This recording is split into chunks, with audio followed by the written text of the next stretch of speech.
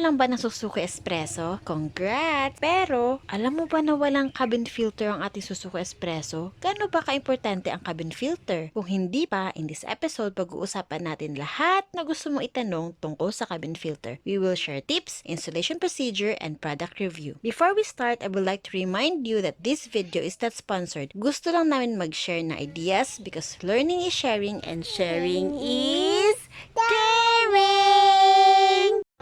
From Tom to 20 Taye! Hi, we are hiking/backpacking couple turned to hiking/backpacking parents to our brave little girl, Kalikasan.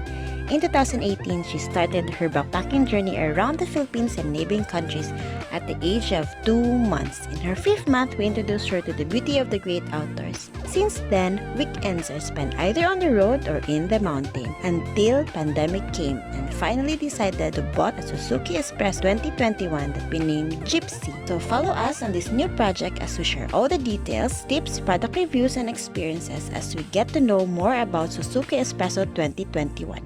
So buckle up, subscribe, and enjoy the ride in this new episode of Kwento ni Kali Getting to Know the Suzuki Espresso series. Sa mga first-time car owner na katulad namin, ang dami nating tanong. So, we will open this episode with a question, what is a cabin filter?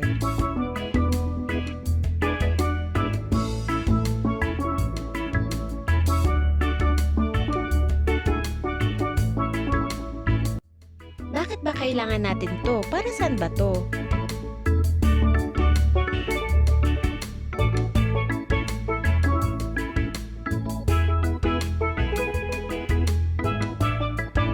Para mas lalo nating makilala ng masinsinan si cabin filter, tara, samahan mo ako mag-product review. Umpisahan muna natin sa product specifications.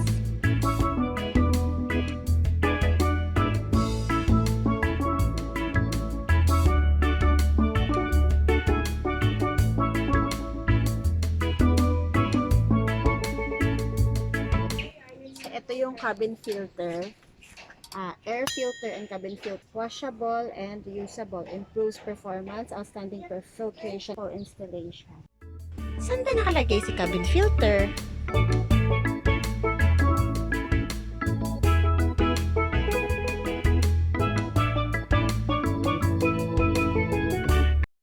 Diyan nilalagay yan.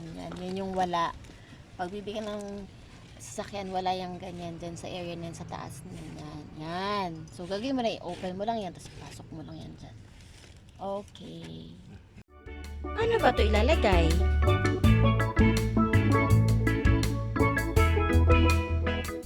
So, dyan nakalagay yung cabin filter. Ng cabin filter, ito yun.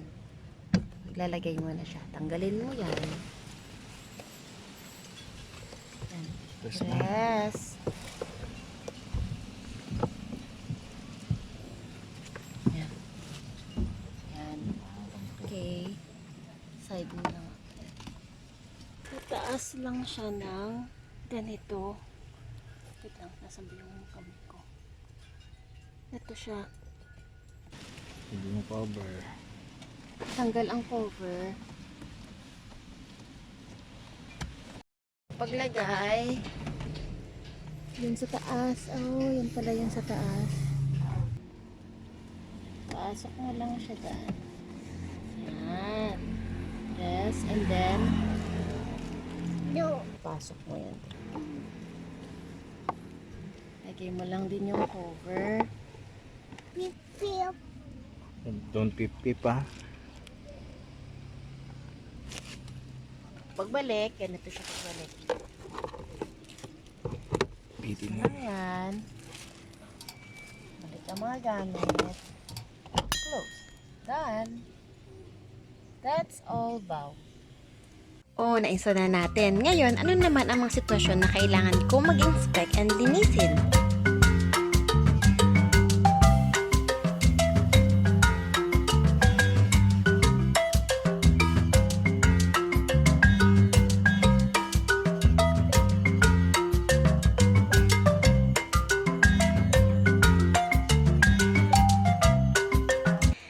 Kailangan mag-maintenance check.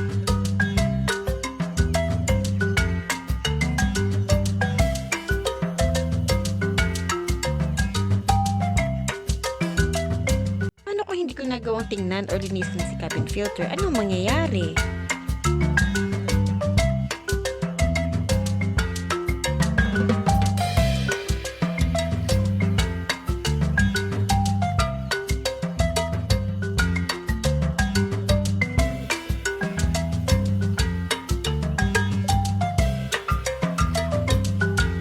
If you want to inspect the cabin filter, ganito lang siya kadaling tanggalin.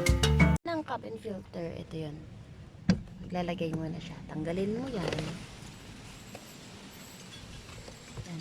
Press. Yan.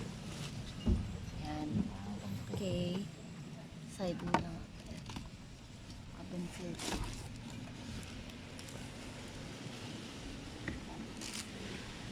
Hindi mo cover. Tanggal ang cover. Yan, ipupush lang sa taas. Ganun lang pala kabilis. Yan.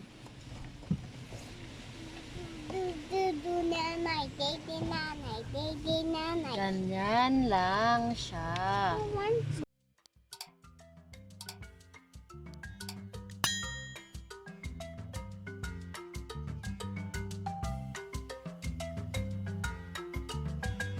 Wait, paano ba hugasan to?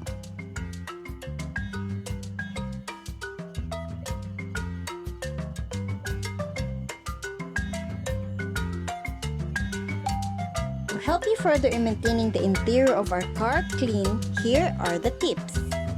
Meron ka pa bang tanong? If wala na, let me give you my overall product review.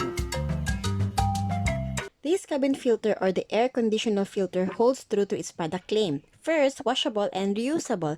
Dahil made up of 100% stainless steel filter, madali lang siyang linisin and magamit hanggang 10 years.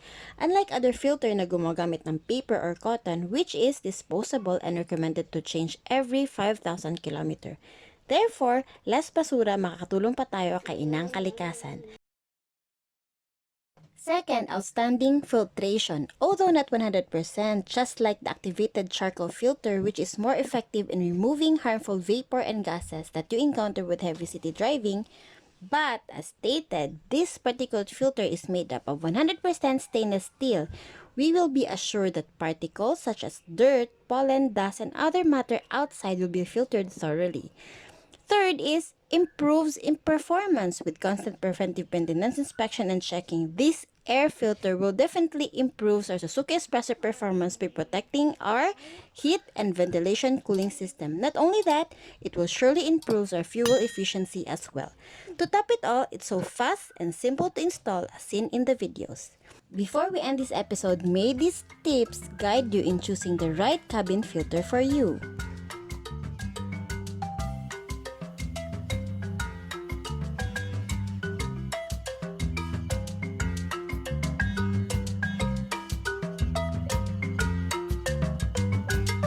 Is the air inside your car clean? Grab yours now. If you want to make your Suzuki Espresso engine air filter washable and usable, they will be glad to fabricate your filters. You can contact them with the following details. Since our Suzuki Espresso has no cabin air filter included, the cabin filter or air conditioner filter must be the first accessory you need to invest. Why? Because when you turn on the air conditioner, unfiltered air from the outside will go into your car vent. In this way, it may trigger the respiratory problems of the people inside the car. Remember, we all deserve healthy, clean air to breathe in and out of our car. Hope you learned something new today. We greatly appreciate if you click the like button, share to benefit others, and subscribe to get to know more about the all-new Suzuki Espresso 2021. Thank you for watching and see you in our mudguard review.